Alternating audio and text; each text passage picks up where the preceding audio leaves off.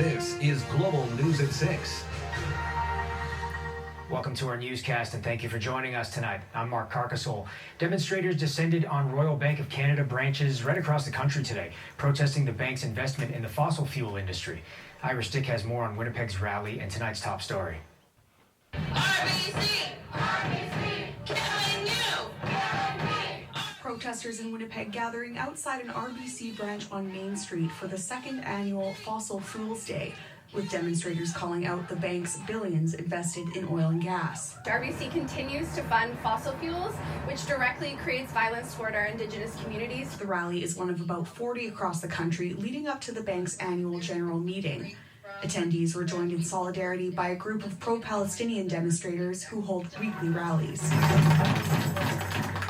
A 2023 report called Banking on Climate Chaos found RBC financed over $40 billion in fossil fuel projects in 2022. We talk about truth and reconciliation here in Canada, and we have a beautiful blueprint for that, and we are not actionably holding people like RBC accountable. In a statement, RBC said they embrace their role as a bank that supports their clients in the transition to a green economy.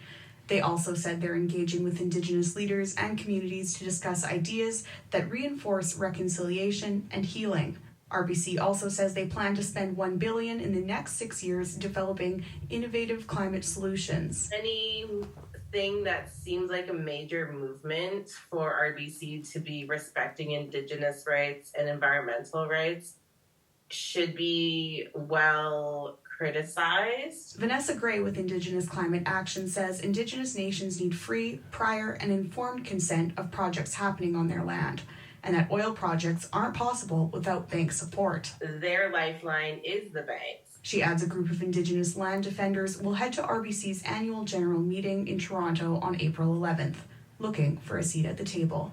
Last year, we were segregated and not even allowed into the meeting, and I think this year I would just like to see a little bit of respect. Iris Dyck, Global News.